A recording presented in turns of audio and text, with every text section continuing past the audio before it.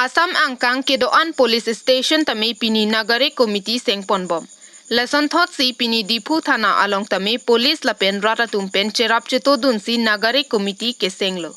Assam Chief Mininster Dr. Himanta biswa sharma hukum PC, Assam Governor along tame permission chohang pensi, Karbi Anglong along kedoan thana tame Karbi Anglong Autonomous Council CM Dr. Tuliram Ronghang ahin pen Nagarik Committee ingpu nangji pusi birta pangdak pon. Drugs case soarlo a case kitheng ke chok hei hui tame labang so committee si langpon po pusi lamchak chipidun. Chiklo jonbang tame Nagarik Committee atum general meeting donang po lapen labang so meeting along chingbai alam tame sorkar phan pachini nang po pusi birta kelong.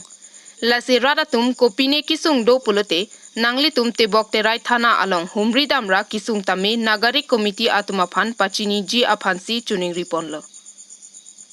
Bisa thakile আজি আমি নাগৰিক committee Assam গভৰ্ণমেণ্টে create কৰিছে এটো মানে এখন ঠাইৰ উন্নতিৰ কাৰণে ডেভেলপমেণ্টৰ কাৰণে আমি নাগৰিক কমিটি হল পুলিশ আৰু পাব্লিকৰ ব্ৰিজ গতিকে এই ব্ৰিজখন পাব্লিকৰ যাতে সকলো সুবিধা ব্ৰিজখনে কৰি দিব পাৰে হেতু কাৰণে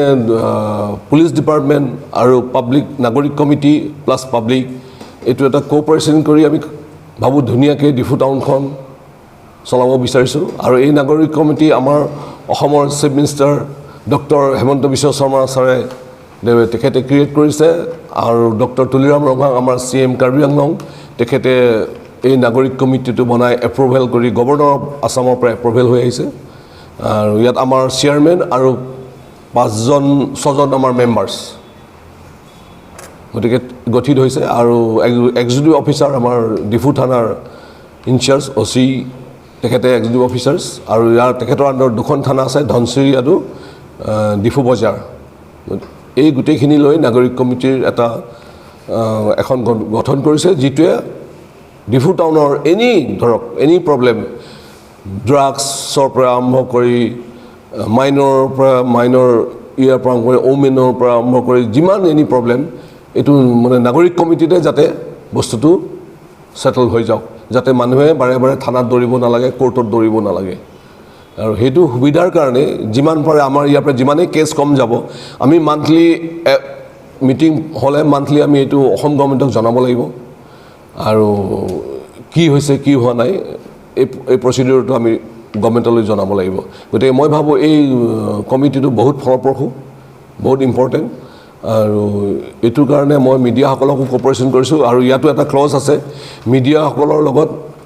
আমি মিলি চলিব লাগিব সবে মিডিয়াসকলে আমাক সহায় কৰিব লাগিব কাৰণ ইনফৰমেশন বিলাক মিডিয়াসকলৰ পৰা বেছিকৈ আহিব আৰু এনি টাইম মিডিয়াসকলে ফ্ৰীলি আমাৰ মেম্বাৰ বিলাকৰ লগত কথা পাতিব পাৰিব জনাব পাৰিব আৰু তেখেতসকলৰ নম্বৰো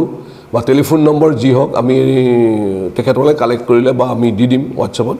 হেতু তেখেতসকলে ললে ভাবো যে নাগৰিক কমিটি আমাক সবল কৰিবলৈ আপোনালোকে সহায় কৰক I requested all media to help the Nagarik committees to